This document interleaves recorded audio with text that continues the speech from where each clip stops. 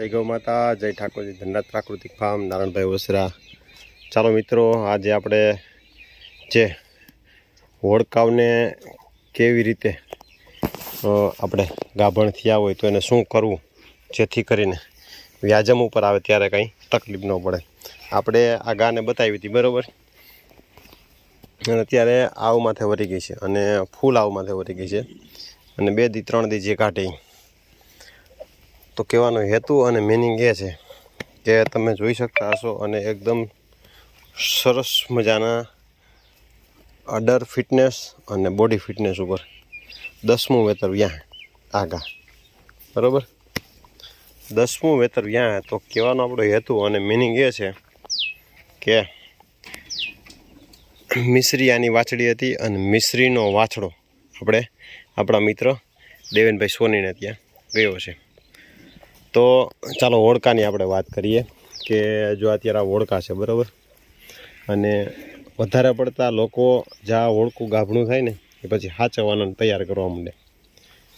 તો મારા મત પ્રમાણે, મારા જે અનુભવ, મારે ત્યાં ઓછામાં ઓછા 7 થી 8 હોડકા વ્યાણા છે।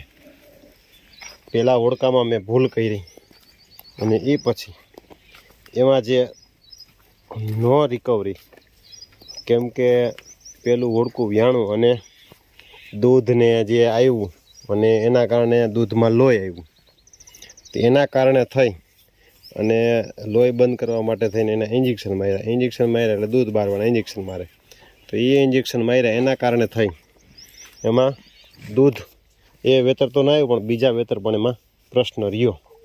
તો ખાસ એ વસ્તુનું ધ્યાન રાખવું। અત્યારે આપણે આ હોડકાઓને કોઈ પણ પ્રકારનું ફીડ કે કાંઈ આપતા નથી, તો એનું મેઇન કારણ એ છે કે એક તો આની જે બધી જ દૂધની રગુ કયો, આવની રગુ કયો કે જે કયો જે દૂધ બને બરાબર, એ એકદમ બારીક, નાની, પાતળી અને હોય। તો જો અત્યારે આમાં કંઈ દેખાતી પણ નથી બરાબર, આમાં જ્યાં હોય ત્યાં, આમાં જો આ દેખાય, આ મળી એવી દેખાય, જો અહીંથી અહીં બરાબર, અમારો હાથ ફરે ને બસ શું છે અહીંથી દેખાય ને બરાબર। તો કહેવાનો હેતુ એ છે કે આ બારીક એવી રગુ હોય અને એમાં આપણે જે ફીડને ખવડાવીએ તો એનું બોડી બને એના કારણે થઈ અને એ પહેલું જ વેતર હોય, પહેલાં વેતરમાં એટલું બધું એનું આવ ભરાય। એક તો એની જે આવ છે એ એના માટે એની ચામડી, જે ત્યાં આવની ચામડી છે એ એના માટે તૈયાર નથી, અને શું થાય કે પ્રશ્ન એ બને કે એ જે આવની ચામડી તૈયાર નથી એના એ ત્યાં આવ એની લંબાઈ એની વધવાની કેપેસિટી વધતી જાય। એટલે લંબાઈની કેપેસિટી વધતી જાય તો શું થાય કે એના કારણે થાય જે પાતળી એવી જે બધી રગુ છે એ રગુમાં બધે જ બસ પણ શું છે એ બધી જ રગુમાં દૂધ આવતું હોય, તેના કારણે થઈને રગુની ચામડી છે નોર્મલી બારીકી ખેંચાતી હોય। ખેંચાય એટલે શું, એમાં ટ્રેસ પડે એટલે ત્યાંથી એમાંથી લોહી વહેવાનું ચાલુ થાય। તો એ લોહી વહેવાનું ચાલુ થાય એના કારણે થઈ અને એ પ્રશ્ન બને। પછી એકદમ તાજી અને હાચવણવાળી હોય ફૂલ, તો એનું કારણ એ છે કે એ લોહી બનવાનું ચાલુ હોય, ભેગું દૂધ બનવાનું ચાલુ હોય, વ્યાણા પછી પણ એ દૂધ બનવાનું કન્ટિન્યુ ચાલુ હોય અને ઓલી રગુમાં એટલું બધું કંઈ રૂજ કે એવું કંઈ ન આવે। તો રૂજ કે એવું કંઈ ન આવે તો એનાથી થઈને બને એવું કે એ રૂજ મટે નહીં અને કન્ટિન્યુ લોહી આવે। તો દૂધ બારવાના જ વધારે પડતા ઇન્જેક્શન દેવામાં આવતા હોય। તો દૂધ બારવાના ઇન્જેક્શનથી પ્રશ્ન એવો બને કે એ વેતરમાં તો દૂધ નથી જ બનતું પણ આવનારા બીજા વેતરોમાં પણ એને ઇફેક્ટ કરે છે સારી એવી। એના કારણે થાય કે એ ગાયમાં જનરલી દૂધ વધવાની કેપેસિટી ઓછી થઈ જાય છે, એના કારણે થાય એમાં દૂધ વધારે દેખાતું નથી। એના પછીના વેતરમાં ને એમાં એ પ્રશ્ન ન આવે બરાબર, લોહી ન આવે, બધા જ પ્રશ્નો બને, પણ એના આવનારા કે પછીના વેતરમાં એ પ્રશ્નનું સોલ્યુશન નથી મળતું। તો અત્યાર સુધી આપણે આને કોઈ પણ પ્રકારનું કાંઈ પણ એક પણ દોરાવાનો ખોરાક નથી ગયો. પણ હવે આપણે આને જે ઓલો પાવડર જે આપણે આપણી બધી જ ગાયોને રેગ્યુલર ખવડાવીએ છીએ એ આને હવે ચાલુ કરશું. કેમ કે 6-7 મહિનાને ગાભણ થઈ ગયા છે અને સાચો વિકાસ જે એના બચ્ચાનો જે પૂર્ણ સાચો વિકાસ થતો હોય તો એ આ સમય દરમિયાન થતો હોય. તો એ આપણે આપવો છે કે ફીડ ભેગો તો નહીં, પણ નોર્મલી એમ તો એટલે કે 2 થી 4 બટકા ખોળના પલારી અને એમાં એને જે દેવાની માત્રા છે જે એ આપણે એને આપશું, જેથી કરીને જે આ પ્રશ્નો છે જે ફેસ કરવો પડશે બધા જ ગૌપાલકોને, તો એ આ પ્રશ્ન ફેસ ન કરવો પડે. અને એના કારણે થઈ ને આ આપણે જે ગાયોમાં જે દૂધમાં લોહી આવવાની જે મોટામાં મોટી સમસ્યા છે તો એ સમસ્યામાંથી નિરાકરણ આવે અને એના કારણે થઈ આપણે આ ઓળકા છે ઓળકા બગડે નહીં અને એટલે કે ઇન્જેક્શન મારવા ન પડે, ઇન્જેક્ટ ન કરવા પડે. આ બધી જ વસ્તુનો આપણે બારીકાઈથી ધ્યાન રાખીએ તો વાંધો ન આવે. અને હા, વચ્ચે આપણે એક બીજી વાત કરીએ કે આના પછીના નેક્સ્ટ વિડીયોમાં આપણે એ વાતને આપણે ધ્યાનમાં લેશું કે ગૌ સંવર્ધનમાં જે મોટા મોટા બ્રીડરો છે એને તો ખ્યાલ પણ હશે, પણ નાના પાયે જેમાં મારી પાસે 10-12 ગાયું છે એવી રીતે એમ જે કોઈ કરતા હોય અને સંવર્ધન કરવા માટે ઇન્ટરેસ્ટ ધરાવતા હોય તો અત્યારે વધારે પડતા આપણે બધા ભાવનગર લાઈન વધારે બધા યુઝ કરતા આવીશું. તો આપણો કહેવાનો હેતુ અને ધ્યેય માત્ર ને માત્ર એટલો જ છે, ભાવનગર લાઈનમાં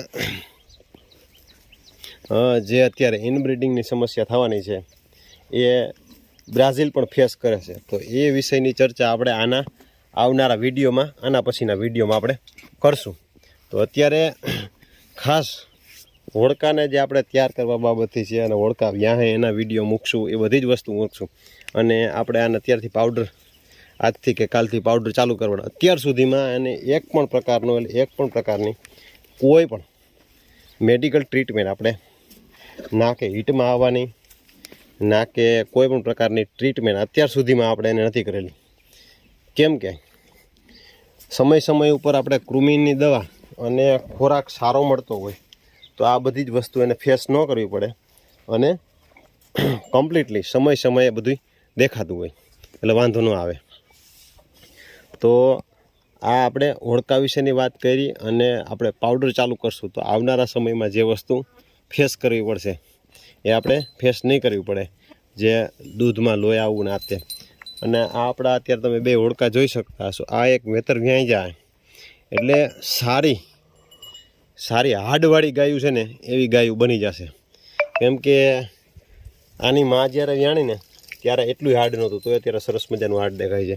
આપણે આ મિશ્રીની વાછડી છે બરાબર, તો આમાંય પણ ત્યારે એટલું હાર્ડ નહોતું, તો અત્યારે એટલું હાર્ડ મિશ્રીનું નહોતું જ્યારે વ્યાણી ત્યારે, તો એનાથી વધારે સરસ અને સારું હાર્ડ છે.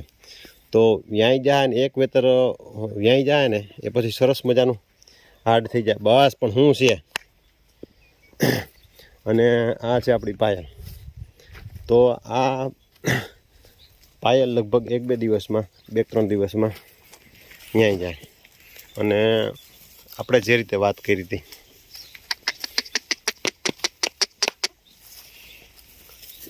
બ્રાઝિલના વિડીયોમાં આમ મોટું બધું આવું હોય દેખાડો બરાબર, તો હજી તો આવું માથે વૈરી કાલ કા પરમ દિવસના વિડીયોમાં જ આપણે બતાવ્યું હતું.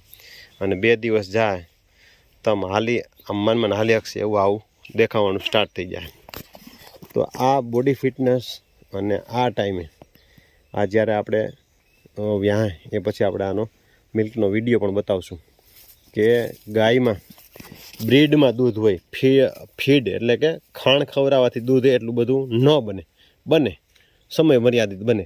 પણ સારી બ્રીડ હોય, સારા બ્રીડ કેરેક્ટર હોય તો લોંગ ટાઈમ અને સારું દૂધ એમાં બની રહે. જેમ કે આપણી મિશ્રીમાં હતું અને મિશ્રીના આપણે ઘણા બધા વિડીયો મૂકેલા છે. તો આ બ્રીડના કેરેક્ટર અને ખાસ કરીને બ્રીડ ઉપર ફોકસ કરી અને જો ગૌ સંવર્ધનમાં ધ્યાન દેશે તો જ વાંધો નહીં આવે. જે આપણી પાસે હરિનામનો નંદી હતો, આ 2 હોડકા એના છે.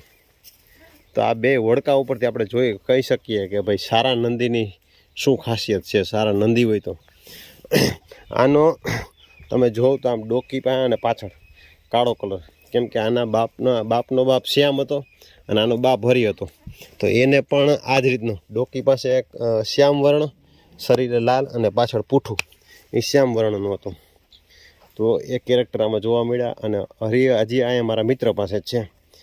આમાં ઓળકાઓમાં કેવું દૂધ ઉતરે છે બરાબર. પહેલાં શુદ્ધ અને સારી નસલના, એની પહેલાં બીજી જગ્યાએ હતા પણ એ હાવ દેશી ગાયોમાં હતા, હાવ રનિંગ ગાયોમાં. શુદ્ધ અને સારી નસલમાં અને સારા ઓળકા ઉતરા હોય તો આપણે ત્યાં બે અને આપણા મિત્ર ત્યાં છે અને વ્યાઈ જાય કેવું દૂધ આવે એ પછી આપણે હરીને પાછો એક વખત આપણે જે બીજી ગાયું છે એમાં ટ્રાય કરવાનો પણ પ્રયત્ન આપણે કરશું સારા બચ્ચા લેવા માટે થઈ. કેમ કે સારા નંદીની ખાસિયત એ જ છે કે સારા બચ્ચા એના ઉજરી જાય ને તો પણ ઘણું છે. તો ચાલો મિત્રો, નવા વિડીયો સાથે મળશું અને આપણું ગૌધન વિશે અને આપણી માહિતી વિશે કેવું લાગ્યું એ અન્ય ગૌપાલકોને સાથે શેર કરજો. અને આવતા વિડીયોમાં અચૂક આપણે જે અત્યારે ભાવનગર બ્રિડિંગમાં ઇનબ્રિડિંગ થવાની સંભાવના છે એના વિશે પણ ચર્ચા કરશું. જય ગૌ માતા.